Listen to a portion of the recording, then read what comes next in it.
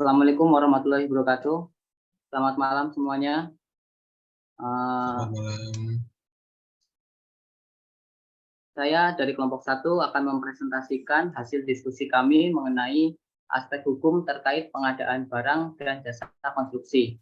Kelompok kami terdiri dari tiga anggota, yaitu Erwin Firmansyah dengan NIM 411201200069. Saya sendiri Ilham Krisyanto dengan NIM 4119110008. Dan yang terakhir anggota kami yaitu Effendi dengan NIM 411200100074. Next, pembahasan kami terdiri dari 5 pembahasan, yaitu pendahuluan, pengertian, hukum pembangunan di Indonesia, aspek hukum yang mencakup peraturan perundangan mengenai barang dan jasa, kelima, kesimpulan dan rekomendasi. Pertama, pendahuluan. Pengaruh era globalisasi yang terjadi berdampak pada perkembangan konstruksi di Indonesia.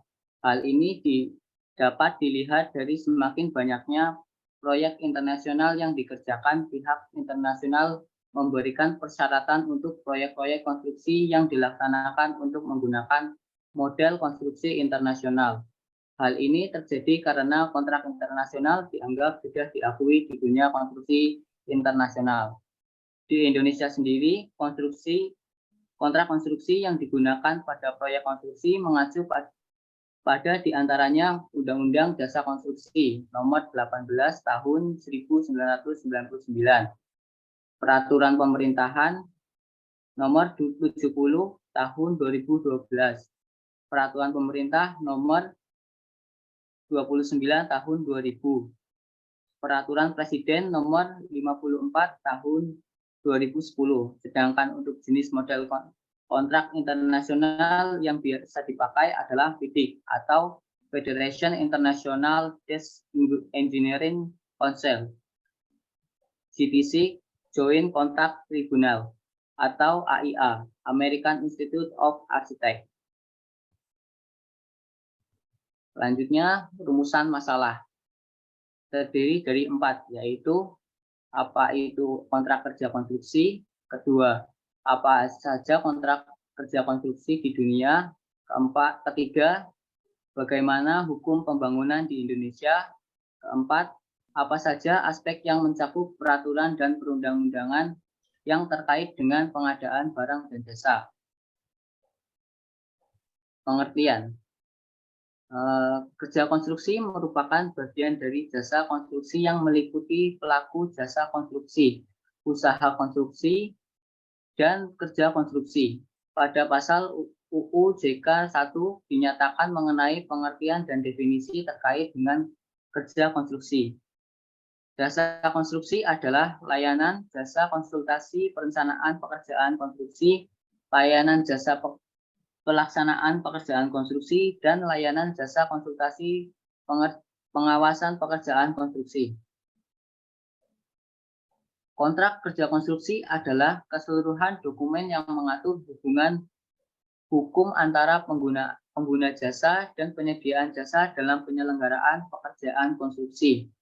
Dalam pasal 1604 sampai dengan Pasal 1015 KUH Perdata Buku Ketiga tentang perikatan pada bagian ke-6 tentang pemborongan pekerjaan, digunakan istilah perjanjian pemborongan untuk kontrak kerja konstruksi. Selanjutnya akan dibacakan oleh Mas Erwin. Oke. Untuk kontrak kerja konstruksi, dalam suatu proyek kerja konstruksi yang baik selalu ada kontrak kerja konstruksi seperti diatur dalam perundangan Indonesia, yaitu dalam Undang-Undang Jasa Konstruksi Nomor 2 Tahun 2017, Paragraf 3, Kontrak Kerja Konstruksi Pasal 46 dan Pasal 47. Yaitu yang ke-1, pengaturan hubungan kerja antara pengguna jasa dan penyedia jasa harus dituangkan dalam kontrak kerja konstruksi. Yang kedua, untuk kontrak kerja konstruksi dapat mengikuti perkembangan kebutuhan dan dilaksanakan sesuai dengan ketentuan peraturan perundang-undangan. Dilanjut dengan kontrak kerja konstruksi pasal 47. Yang pertama, kontrak kerja konstruksi paling sedikit harus mencakup uraian mengenai sebagai berikut. Yang A, para pihak memuat secara jelas identitas para pihak. Kemudian B, rumusan pekerjaan memuat uraian yang jelas dan rinci tentang lingkup kerja, nilai pekerjaan, harga satuan lumsung, dan batasan waktu pelaksanaan. C, masa pertanggungan memuat tentang jangka waktu pelaksanaan dan pemeliharaan yang menjadi tanggung jawab penyedia jasa. Kemudian D, hak dan kewajiban yang setara memuat hak pengguna jasa untuk memperoleh hasil jasa konstruksi dan kewajibannya untuk memenuhi ketentuan yang diperjanjikan, serta hak penyedia jasa untuk memperoleh informasi dan imbalan, serta kewajibannya melaksanakan layanan jasa konstruksi. Lalu E, penggunaan tenaga kerja konstruksi memuat kewajiban mempekerjakan tenaga kerja konstruksi bersertifikat. Next.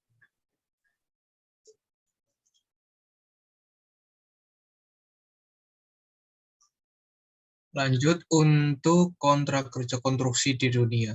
Di dunia banyak sekali jenis kontrak yang dapat dipergunakan.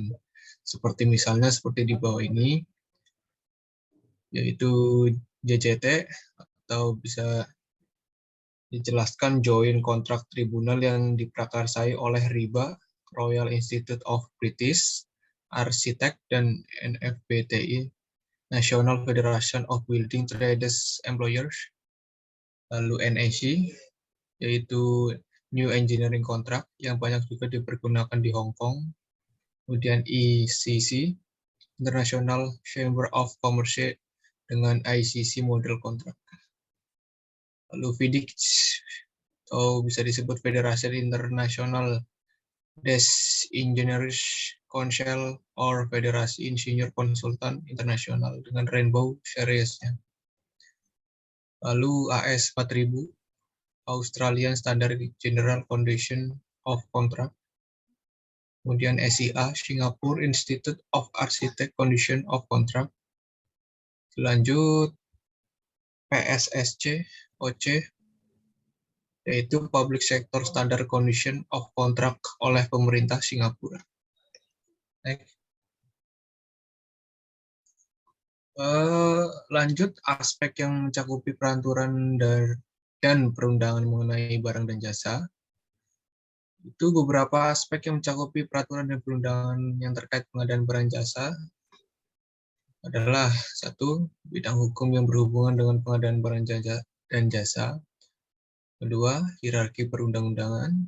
3. Peraturan dan perundang-undangan yang berhubungan dengan pengadaan barang dan jasa. Itu bisa diambil dari modul 3 AHDP. Kemudian nomor 4, hukum perjanjian atau kontrak. Next.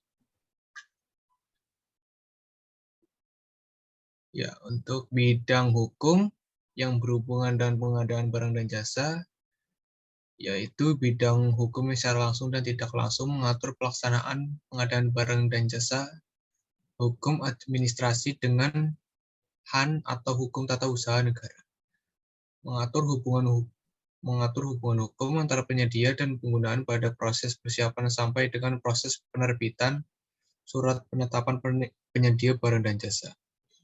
Yang A, keputusan penggunaan barang merupakan keputusan pejabat negara atau daerah, bukan berkedudukan sebagai individu pribadi.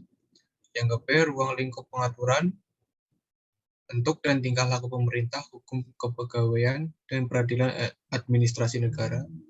Yang C, hukum administrasi negara mengatur pelaksanaan teknis dalam mengelola negara.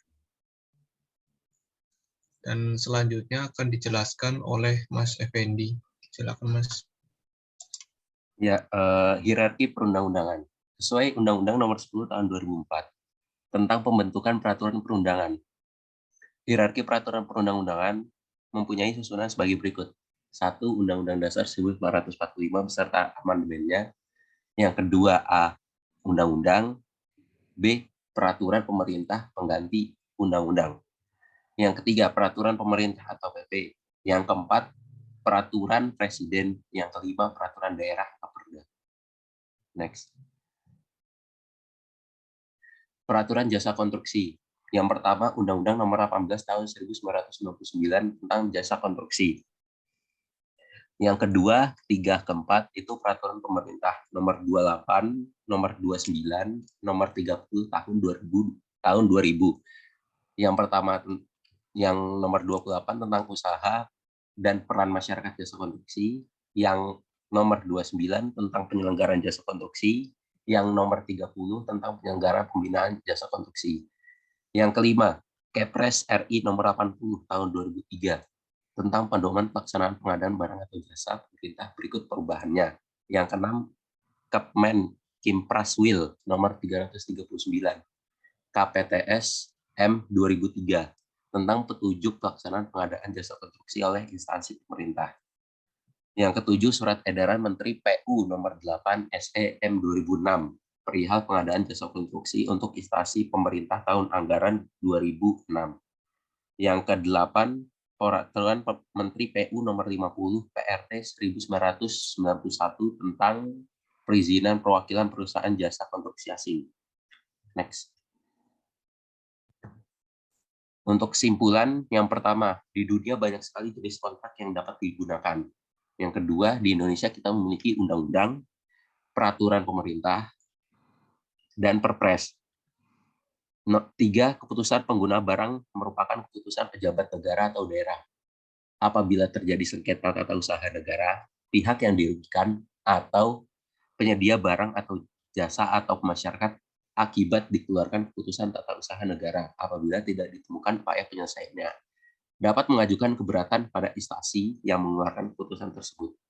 Subjek hukum, baik orang perorangan maupun subjek hukum perdata dapat mengajukan gugatan pembatalan secara tertulis melalui pengadilan tata usaha negara dengan atau tanpa disertai tuntutan ganti rugi atau rehabilitasi, sebagaimana diatur dalam Undang-Undang Nomor 51 Tahun 2009 tentang perubahan kedua atas Undang-Undang Nomor 5 Tahun 1986 tentang peradilan tata usaha negara. Next. Terima kasih telah mendengarkan presentasi dari kelompok kami.